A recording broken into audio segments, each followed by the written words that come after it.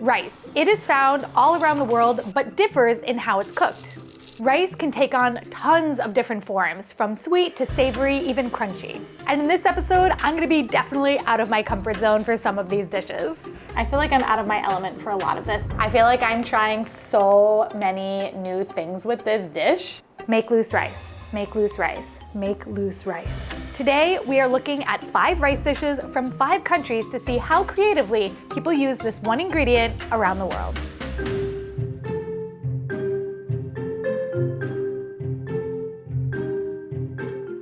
Hi Beryl, my name is Leslie.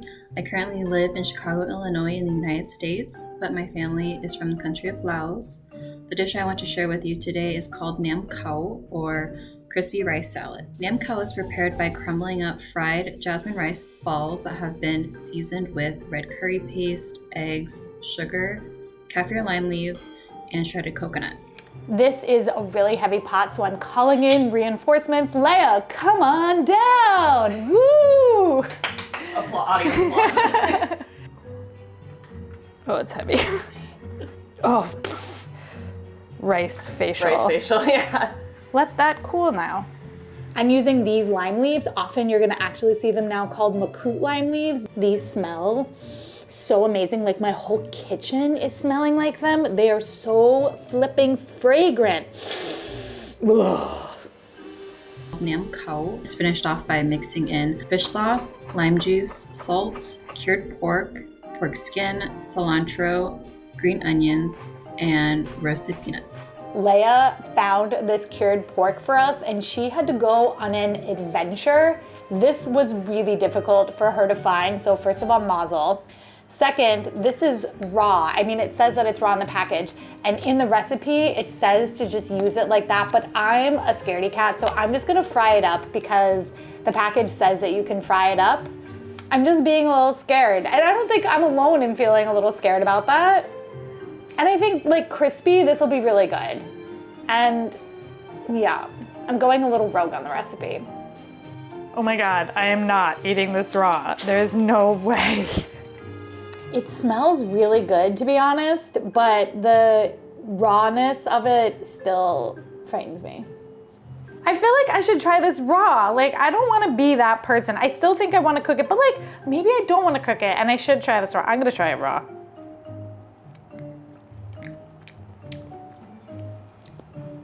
Oh. I kind of think it's okay. Tastes like salami. Yeah. I don't think I'm gonna cook it. Okay. This dish can be served by itself, but it's typically served as a lettuce wrap with added fried peppers. I personally love this dish because it's savory, spicy, sweet, crispy, tangy, and even though the rice has been fried and then crumbled, it still feels fresh and aromatic because of the fresh herbs that have been added in. This is the common Lao dish that's usually brought over during celebrations and gatherings. Growing up, this dish was always at special events like holidays, birthdays, weddings, and blessing ceremonies. So when I think of this dish, it brings back a lot of happy memories that are about celebration with my friends and family. I don't eat this dish very often, but when I do, it does remind me of being back home. I forgot to add the lime leaves on the coconut. Oh, I have to redo it. Rice is an important part of the Lao culture. Growing up, I had sticky rice and jasmine rice with every meal. Okay, let's do this again. My parents would always say that if we don't have rice with our meals, then we wouldn't remain full after we finished eating. Since rice is so beloved in the Lao culture, it has inspired the creation of a variety of many beloved dishes that showcase its versatility. I think everyone should try Nam Khao because it encompasses a lot of what Lao food is. It's different flavor profiles and textures that work together in harmony. If you haven't had Lao food before, this is a great introduction to the cuisine. I really hope that you give this dish a try, and I hope that you love it, Beryl. Thank you. Bye-bye. Hello, a 1,000,000 step rice salad. This was a labor of love, but It is so beautiful looking, and my house just smelled so good the whole time. There are so many things in here that I have never tried, and I'm excited to give this a go. Are you freaking kidding? I don't say this lightly, but I think this might be one of the best dishes I have ever made on this channel. And the thing is, there were so many ingredients that were hard to source that I know, like, nobody is gonna make this. But if you have access to a Laotian restaurant and it's on the menu, get it. Or maybe it'll make you more curious about Laotian food. This is unbelievable. I need to try the pork that is like raw but cured because I was a little bit nervous about it. I love it. I'm so glad I didn't cook it. That was definitely the right move because if I cooked it, I don't think it would have had the right texture. And the texture of it and flavor of it is it's like a salami or like some other sort of cured meat, but it's soft but has a little bounce. It definitely doesn't taste like raw pork at all. This crispy rice is like sending me.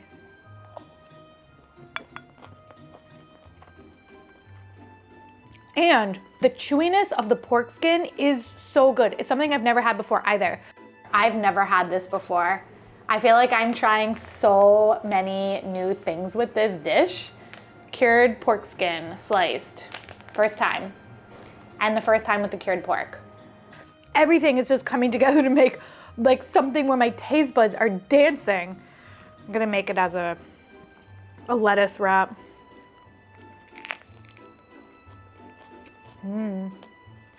I like it a little better without the lettuce, just because sometimes lettuce has like a flavor that I'm not that into. It can be like a little bit bitter sometimes.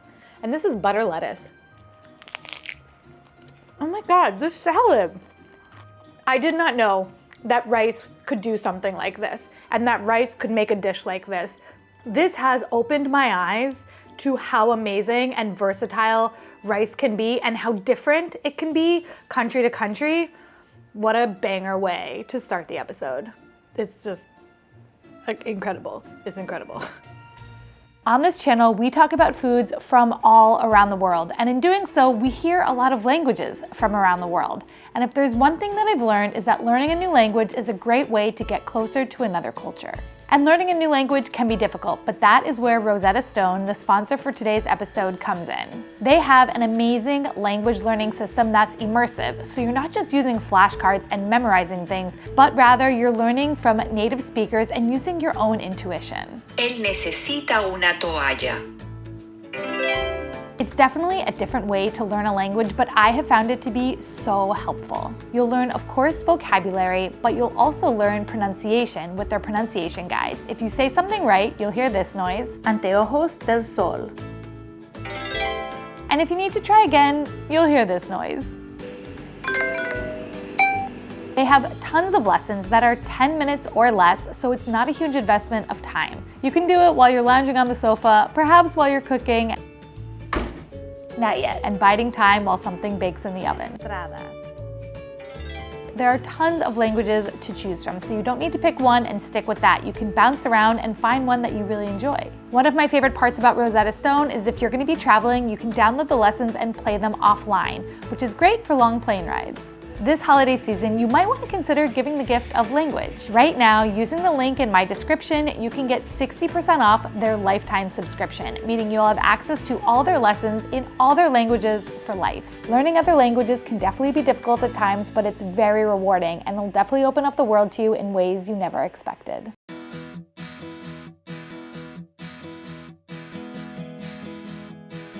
Hi Beryl, my name is Morwari and I live in the Netherlands, but I'm originally from Afghanistan. And the dish that I want to share with you is called Qabuli Palau, the national dish of Afghanistan. It's made with sela rice, a type of extra long grain basmati rice. This fluffy rice is combined with tender lamb or beef, caramelized carrots, raisins, and char masala, a fragrant spice blend consisting of cumin, cardamom, cinnamon, and clove. I feel like julienning carrots is super hard. I could have bought shredded carrots, but I didn't. But I have this little tool, and I do feel like these are looking good. Like that looks pretty good. So That's what we're doing. And I don't feel as intimidated, but I am so intimidated by this recipe. I'm just saying that right now. I am crazy intimidated by this recipe. Mistake number one in this dish, we got ground lamb instead of chunks of lamb. So I'm cooking it a little bit different. I'm not gonna put it in the Instapot to pressure cook it, but like it's gonna be a little different. Dish is often garnished with pistachios and almonds. What I love most about Qabuli Palau is its richness in flavor. It's hearty, it's filling, and it can easily stand on its own as a complete meal. Though it is believed that Qabuli Palau originated from the northern part of Afghanistan, close to the border with Uzbekistan, it is cherished across the entire country. I use chicken broth instead of water just to make sure that I end up getting a stock out of this because I'm not using whole chunks of meat. Hopefully this works. I think it will work. So it's like cooking on the fly when you don't know what you're cooking.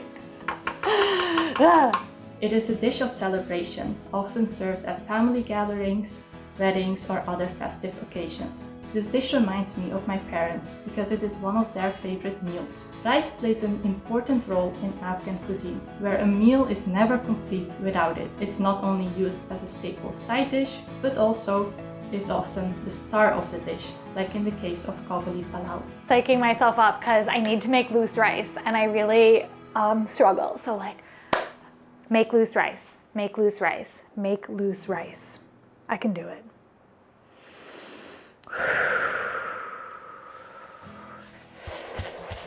Okay, let's go. While I may not be able to physically travel to Afghanistan, cooking Afghan food like Qabuli Palau brings me closer to my roots, connecting me to the homeland that I may never visit. Afghan cuisine is not widely known, but everyone I know who has tried it has fallen in love with it. And I really hope you try it and fall in love with its unique flavors too. It's the final moment. We're gonna see whether or not I have loose rice or I ended up with sticky wet rice again. I feel like I did everything I could. I'm hopeful, but I'm scared. I'm hopeful, but I'm scared.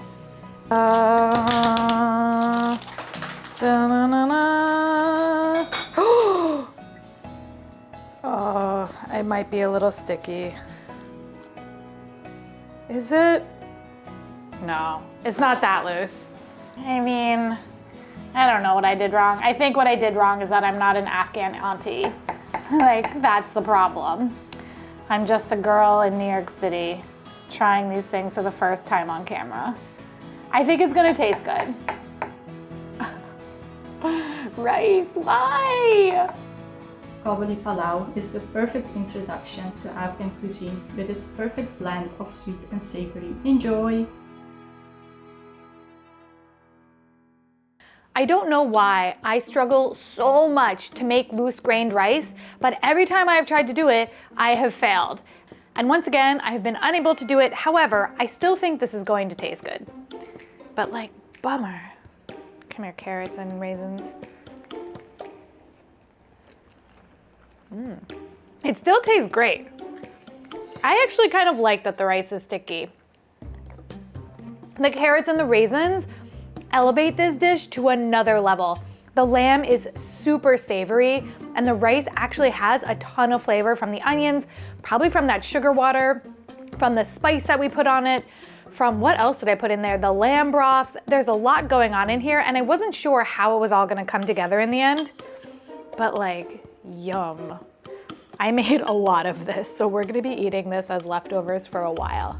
The carrots, having cooked with the raisins, are a little bit sweet, and I really like the sweetness of the plump raisins with the savory lamb. It's a really, really good combination. I was super intimidated to make this dish because there were a lot of steps. Although the dish from Laos had like 10,000 more steps, I was intimidated to make that, but not like I was intimidated to make this one. I feel like I'm out of my element for a lot of this, but it's been going better than I thought. It's still, the rice is coming up though. The rice is still coming up. It has been soaking for a while, so like maybe that will help me make loose rice, right? I hope so.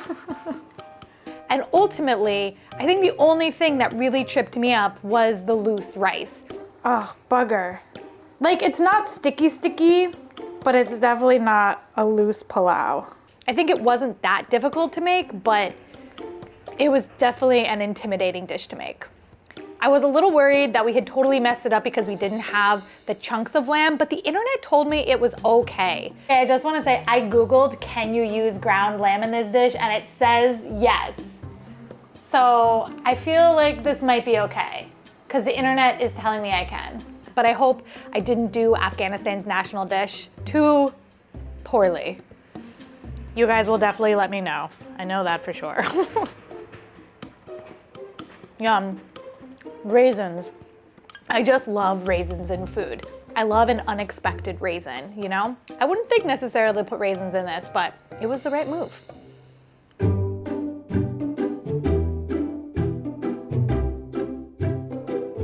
Hi Beryl, I'm Christian from the Philippines. So I heard you're on the hunt for a new rice recipe. Well, let me introduce you to Champorado, the ultimate Filipino breakfast, afternoon snack, and a rainy weather comfort food. Champorado is a delightful blend of Filipino and Mexican influences, dating back to the Spanish occupation. Think of it as the Filipino cousin of the Mexican champorado. When you cook glutinous rice, it gets really foamy on top, so you can see, oh God, it's about to roll over. Wait a second. Ooh, stir it down. Anyway, you can see all the foam on top, and that's normal. While Mexican champorado is a thick chocolate cake made with masa, Filipino champorado uses glutinous rice and is served as a hearty meal. This is one of those recipes that stood the test of time, as culinary culture slipped into the tables of the Filipino households. Champorado remained a favorite across all generations. Okay, that is not working. I'm not sure what to do. Christian said that I can use brown sugar in the recipe, so because I can't figure out the palm sugar, I'm gonna use brown sugar. I'm just gonna show you proof. Palm sugar or brown sugar. So brown sugar it is. It's like a warm hug in a bowl, perfect meal to start the day, a delightful afternoon snack, and a comforting day-to-day meal. Champorado is a sweet chocolate porridge. Additionally, we make champorado using tablea, a block of chocolate made from untreated cocoa beans. It is slightly acidic with rich and earthy flavor. If you can find tablea, you can use cocoa powder or any dark chocolate bars available. This tuyo is a fishy fish. Like, it is fishy. It smells very fishy. Look at it. I have to shred this. I don't really know how I'm gonna shred it. I'm just gonna try my best. In the picture, it was shredded, but like, I mean, it's working. I don't know, this one's hard. I feel like I could eat this whole. But there's a lot of little bones in here. Oh, this one's coming apart easily though. Oy, oy, oy. It is served with milk on top. I like to make my champorado less sweet so I can adjust the sweetness by drizzling condensed milk when served. I bought evaporated milk and condensed milk for the toppings, but apparently you really only need condensed milk. So disregard in the recipe image in the beginning that I put both in there. I mean, you could use both or you could use one or the other, but I'm just gonna go with condensed milk because like, yum, condensed milk. Yum, yum, yum. Now, champorado experience is not complete without fried tuyo, a sun-dried salt-cured herring. We just flesh out the meat from the tuyo and dip it in spiced vinegar. This is a strong flavor for breakfast, so get a spoonful of champorado to cleanse your palate. The ingredients of champorado are mostly available on a typical grocery. I hope your viewers from other nations will give champorado a try, and may it bring the same comfort champorado afforded Filipinos since the colonial days down to our next generation. This is a wild combination that I would never have thought of in a million trillion years of a dried fish with a chocolate rice pudding. So, let's see what's happening here. Now that's delicious. It's not too sweet. The dark chocolate really comes through. The glutinous rice has a little bit of chewiness to it, which I always love. Okay. Christian said to eat the fish on the side, and I just wasn't sure if you eat the whole fish. he said you could shred it, but I feel like I've seen the fish whole. I don't know. I feel like I could eat this fish whole probably. Either way. Dip it in a little bit of vinegar. Oh, yum. That's salty, but yum. Okay, now the pudding. That's good. I'll be darned. Hold up, wait a minute. First of all, I just really like the fish. I also do think that you can eat these little bones. I was very worried about eating the little bones, but they're so soft that I think it's okay. I like the fish. It's that amazing sweet and salty blend. I am shocked, to be honest. I was not sure how I was gonna feel about this. I think, to be fair, that I have a very open palate, and if you've seen the show before, you know that I tend to like most things, but this one gave me pause because it's just so far out of my comfort zone. I think the most surprising thing is how much I'm really digging this fish. And with the vinegar, it gives it that balance of the saltiness with a little bit of that vinegar sourness. Then you cut it in with the sweet but not too sweet pudding. I think it would be hard to find tuyo unless you live near a Filipino market, but if you do, I think this is super, super cool. And also, to be fair, if you like chocolate rice pudding, this is a delicious, delicious chocolate rice pudding to make. It's thick and the dark chocolate has that savoriness. It's just good, but it's really, for me, it's the fish. I want like a big piece of fish. In the vinegar you go. And the skin is good. Wow, Beryl, look at you. Philippines. This is awesome.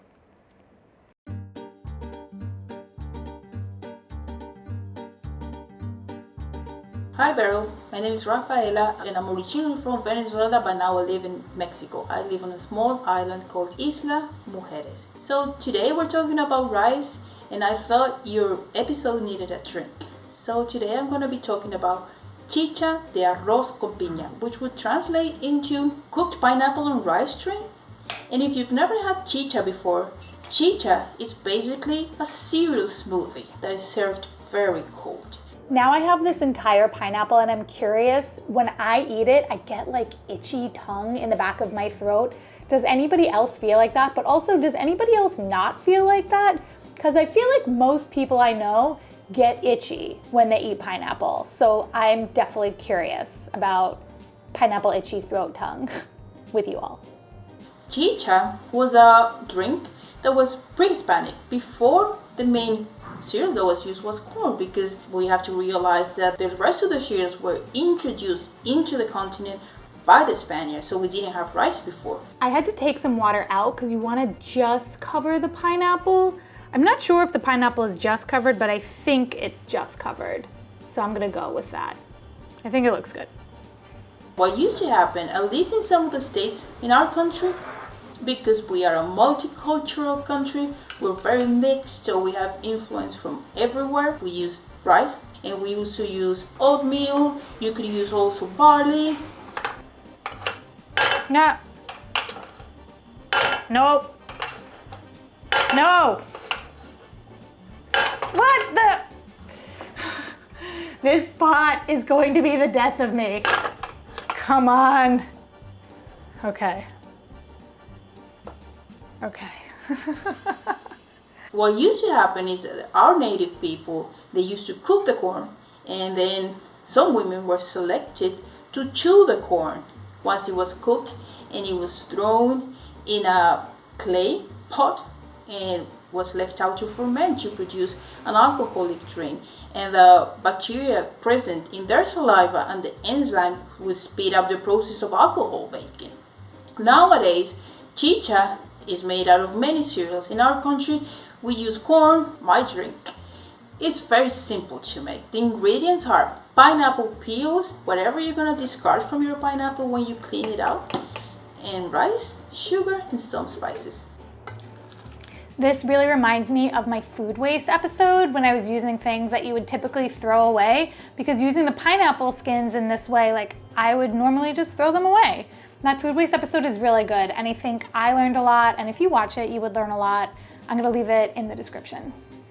This drink is really important to me. I love it because it reminds me of seeing my mom doing it. And I used to go to school in the morning and I would come back home really excited to know that we had this nice sweet cold treat because we didn't have dessert very often.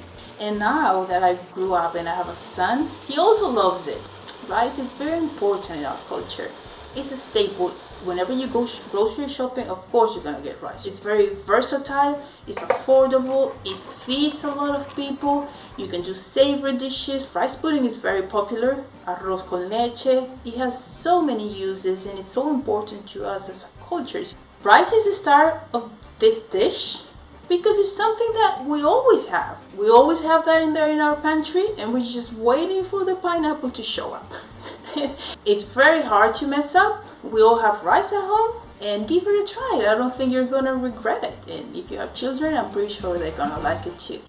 I love that we have a drink for the rice episode. It was awesome that Rafaela submitted this one. Oh, she's thick. The texture is like, it's like a very thick smoothie. And maybe I could have added more water to it. Now it's moving better. Whoa, this is so comforting. I think that you can taste the rice.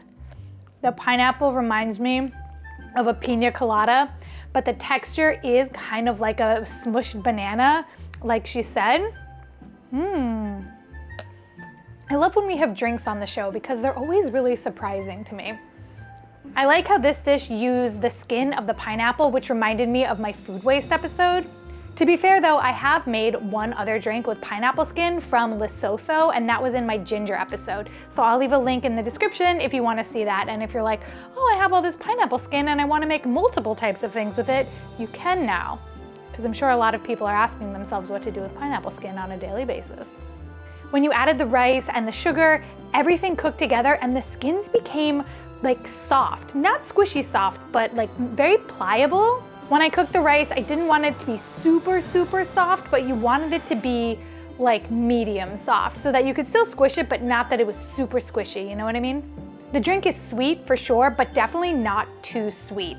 And I mean, that banana consistency, just to like be totally honest, is a little bit like baby food. I think if you added more water, then it would be a lot thinner, obviously, and wouldn't have that same texture. But right now, mine has that thickness.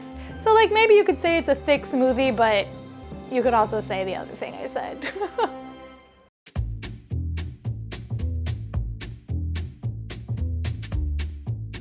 Hi, my name is Nihal. I am a lawyer. I'm from Kerala, India. The dish that I want to talk about is Pidi and Varataracha Kozhy curry, which loosely translates to rice dumplings and coconut roast and ground chicken curry. This dish is a traditional recipe of the Syriac Christian community in Kerala, and even though I'm not Christian, I have got introduced to this recipe through my friends as well as neighbors. So for this episode, we are going to try to make rice flour, and I watched some videos online and I should be able to do it in the NutriBullet, but I've never tried it before, so good luck, Beryl. Oh no! I've already started out poorly. Oh God, there's rice everywhere. What is that? It's not rice. Pidi and chicken curry, even though sounds two individual dishes, they are practically inseparable. That is, there is no pidi without the chicken curry and vice versa. I think this worked. I think this worked. Yes. Cool. Okay, that's done. The rice dumplings are flavored with coconut, cumin, shallots and garlic, and also cooked in coconut milk. The condiment to the pidi, that is the chicken curry, is a particular recipe that is made for the pidi itself. Now, the main feature of the chicken curry is that the coconut is roast and ground along with spices. It also uses shallots, as well as the chicken is also cooked in coconut milk as well. I like this dish because it is extremely tasty, it's flavorful, it's rich, it's creamy, as well as it's festive. This is the ultimate kind of Kerala cooking where it uses 5 kinds of coconut. Pidi is not a very common dish across Kerala. It is traditionally seen in traditional households. It's not a very famous dish. This dish is special to me because my grandmother taught me this recipe a couple of years ago when I made it for Eid. Even now, I ask her to make this recipe for me, but I end up doing most of the job because it's actually quite laborious. I wanted to share this recipe because Indian cuisine is so diverse. I feel like in the videos I watched, it looked a lot smoother. I mean, that might be the homemade rice flour, but they're holding together like I want them to, so I'm gonna go for it. I'm just gonna keep on going, keep on moving down the Pidi train. The Pidi train, I like that. This recipe, that is the Pidi and chicken curry, it's not even popular in my state as well. Let's say lesser known dish. So which is why I wanted to share this recipe with the world. The rice undergoes such a vigorous process of powdering, wetting, roasting, kneading, and finally being cooked in coconut milk, which makes it extremely tasty. Everyone should try this recipe because it's festive. It's usually made for Christmas, Easter, and weddings as well. I hope you like this. Thank you for having me. This dish was actually a lot easier to make than I thought. I was very anxious about making it because all the YouTube videos I watched look complicated, but at the end of the day, I thought it was pretty easy. Okay, I'm gonna get it with some chicken curry sauce. Whoa. That is beautiful, coconutty. I know a lot of people probably assumed I would have picked biryani to make, and look, biryani is super famous. So I wanted to pick a dish that was a little more off the beaten trail and something that people probably haven't heard of before. I think on this show, I like to find dishes that not only for me are surprising, but might be surprising to other people as well. So I'm sorry, biryani lovers, that's why I didn't choose it. But it is a really good rice dish. I love the taste of coconut. It tastes very tropical. The rice dumpling itself has really nice texture. I think making it with my own rice flour made the dough a little bit less smooth, but if you were to use actual rice flour, which is super, super fine, I think these would be a lot, well, smoother. But I think either way it works. Look, I've never had this dish before, but I'm finding it to be absolutely delicious and I love the texture. I can't believe I made rice flour with my grinder. I thought that was so cool. Obviously, rice flour comes from rice, but putting it together like that was exciting. Kind of like when I made mustard myself using mustard seeds. That was also very exciting. Chicken curry on the bone is just so good, but hard to eat right now with my spoon.